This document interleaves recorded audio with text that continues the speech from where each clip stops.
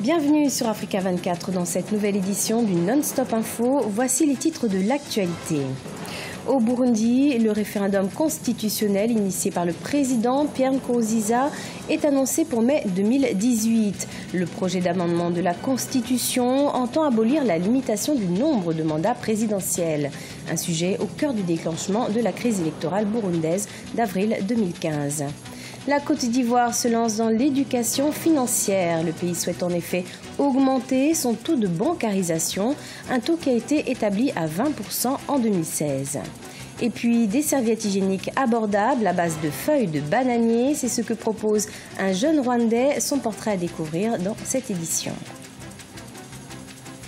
Mais tout d'abord, en Afrique du Sud, poursuite de la conférence du Congrès national africain, le parti au pouvoir. Après plusieurs heures de tractation, ce dimanche, les délégués se sont finalement entendus sur la procédure électorale. 4776 délégués élisent donc le nouveau président de l'ANC qui remplacera Jacob Zuma, qui est resté à la tête du parti pendant 10 ans.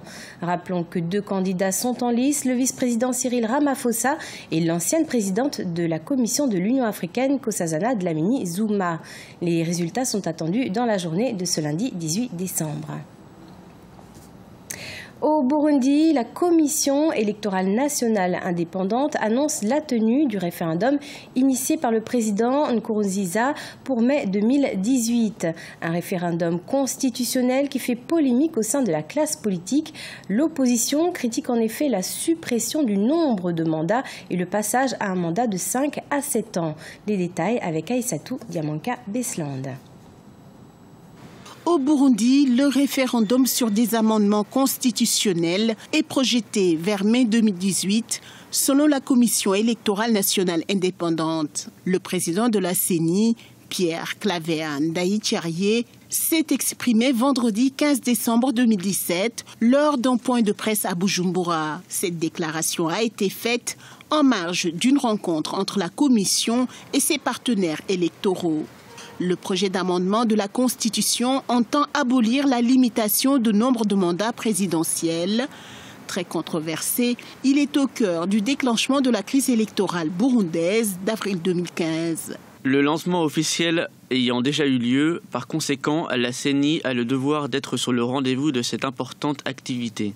De ce fait, le premier signal que nous lançons avec nos partenaires électoraux, c'est de leur dire que nous allons mettre prochainement en place les CEPI, dont les membres nous sont généralement proposés par ces partenaires électoraux, que sont les partis politiques, la société civile et les confessions religieuses. Cette annonce intervient alors que le président burundais, Pierre Nkurunziza, vient de lancer le 12 décembre des activités relatives à ce référendum constitutionnel. Ce projet fera l'objet de référendum populaire avant son adoption définitive. Ce qui nous intéresse, ce n'est pas tellement la date, parce que d'après nos informations, ça risque d'être plutôt au mois de février, parce que toute la machine est en marche. La question de fond qui se pose, c'est les conséquences extrêmement dangereuses de cet amendement de la Constitution, ou plutôt de la promulgation de cette nouvelle Constitution à travers la voie référendaire, parce que cette nouvelle Constitution porte un coup fatal à l'accord d'Arusha pour la paix et la réconciliation, qui avait été le socle pour la paix, la démocratie et la réconciliation. À noter que la crise s'enlise au Burundi depuis 2 ans. Le président Pierre Nkurunziza, qui souhaitait briguer un 3e mandat en violant les accords d'Arusha, ces accords, en mettant fin à une guerre civile longue de 12 ans, avaient limité les mandats présidentiels à 2 seulement. Ce projet de révision constitutionnelle a été adopté le mardi 24 octobre 2017. Une fois adopté par référendum, il lui permettra de briguer un 4e mandat et même au-delà. L'éducation financière comme moyen d'augmenter le taux de bancarisation en Côte d'Ivoire. Une solution proposée par l'Association professionnelle des banques et établissements financiers en Côte d'Ivoire.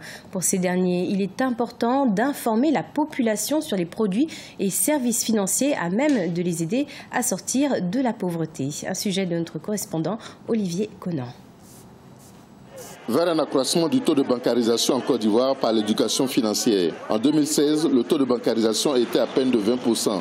L'Association professionnelle des banques et établissements financiers de Côte d'Ivoire veut former la population sur les services et produits financiers afin de lutter contre la pauvreté. La vulgarisation de l'offre des banques vise à susciter chez les Ivoiriens le réflexe d'ouvrir un compte dans un établissement bancaire afin de bénéficier de produits adaptés à leurs besoins. Même le plus pauvre a droit à une certaine information pour améliorer ses conditions de vie, pour faire en sorte que le peu qu'il a puisse lui permettre de vivre décemment grâce à l'information et à l'éducation financière. Les banques vont renforcer la formation de leurs agents afin que ceux-ci soient à même de conseiller utilement et de façon proactive à la clientèle. Mais pour réussir, le ministère de l'Éducation nationale doit également inclure l'éducation financière dans les programmes scolaires. Il faut instaurer très rapidement l'éducation financière à l'école et c'est comme ça que les enfants, les citoyens, les agents économiques de demain pourront en fait savoir ce que c'est en fait que gérer un portefeuille, gérer même le salaire, ce que c'est que la quantité excessive, ce que c'est que l'endettement, ce que c'est que le surendettement. De son côté, le Trésor public initie des campagnes de sensibilisation ponctuelles. Un service a été créé pour s'occuper spécifiquement de l'information financière des citoyens. Les dépôts de ceux-ci dans les banques peuvent en effet permettre de financer efficacement l'économie ivoirienne. Peut-être même ça peut réduire l'endettement extérieur, dans la mesure où si les banques ont suffisamment de dépôts, le pays peut recourir à un endettement interne que de faire toujours des emprunts obligataires, des appels à des fonds étrangers. Pour protéger les populations dans leurs relations avec les banques, en 2015, la Banque centrale des États de l'Afrique de l'Ouest a imposé la gratuité de 19 services bancaires. L'éducation financière devrait enfin permettre à la population d'éviter de tomber dans le piège des arnaques à grande échelle, comme le scandale de l'agrobusiness, dans lequel des entreprises ont collecté plus de 100 milliards de francs CFA en promettant des retours sur investissement faramineux. 1,63 milliard de dollars. C'est le montant total des crédits de l'institution alloués en 4 décennies d'intervention au Cameroun, avec le nouveau montant de 180 millions de dollars octroyés vendredi 15 décembre par la Banque africaine de développement. Ces prêts englobent 23 projets dans divers domaines tels que les infrastructures, le transport, l'énergie ou encore l'agriculture. La BAD démontre ainsi son niveau d'engagement en constante augmentation à soutenir les efforts de développement des pays de l'Afrique centrale. Dans l'actualité également, le gouvernement angolais a revu à la hausse sa prévision de croissance pour l'exercice 2018. Il table désormais sur une croissance de 4,9%. Le budget qui doit encore être approuvé par le Parlement prévoit un déficit budgétaire de 2,9% du PIB en 2018 avec des recettes et des dépenses gouvernementales estimées à 58 milliards de dollars. Au Rwanda, un jeune entrepreneur propose aux femmes des serviettes hygiéniques fabriquées à base de feuilles de bananier. Grâce à son produit bon marché, Samuel Gakwaya souhaite aider les femmes en améliorant leur rendement au travail. En effet, 18% des filles et des femmes rwandaises ont manqué l'école ou le travail en 2014 parce qu'elles n'avaient pas de moyens de se procurer des serviettes hygiéniques selon une enquête réalisée par une ONG locale. Les détails dans ce reportage de Fraterne Dakaïsenga, notre correspondant au Rwanda.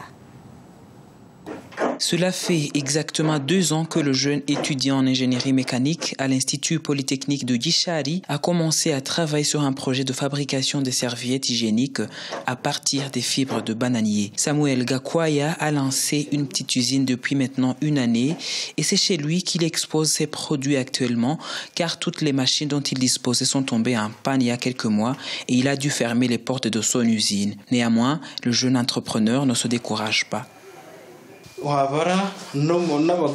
J'ai eu l'idée quand je suivais les informations à la radio où ils expliquaient que le problème d'hygiène menstruelle était trop lourd dans la société rwandaise. J'ai lu des rapports des ONG qui donnaient des chiffres alarmants et je me suis résolu à faire quelque chose. En poursuivant mes recherches, j'ai vu qu'au Japon, les gens utilisent les fibres de bananier dans l'industrie textile. Alors je me suis mise à chercher comment je pourrais les utiliser pour des serviettes et j'y suis arrivé. Au lieu du coton que les autres mettent, moi je mets des fibres et elles sont 2 fois plus absorbantes que le coton. Un paquet contenant 10 serviettes coûte 500 francs alors que d'autres coûtent à partir de 1000 francs. Un rapport de la Banque mondiale publié en 2015 indique qu'au Rwanda, au moins 20% des écolières, principalement dans les zones rurales, s'absentent de l'école jusqu'à 50 jours par an en raison de l'absence des serviettes hygiéniques pendant la période de menstruation. Une ONG locale ajoute que 18% de ces absences sont dues à l'incapacité de se procurer ces serviettes hygiéniques. Selon les réactions de nos clientes, nos produits sont vraiment appréciés, notamment l'inclusion des informations sur la menstruation. Dans nos prochaines productions, nous comptons inclure 5 pages d'informations sur la menstruation dans chaque paquet, car le sujet est tabou dans notre pays. Comme ça, on contribue à la campagne d'éducation nationale en matière d'hygiène menstruelle.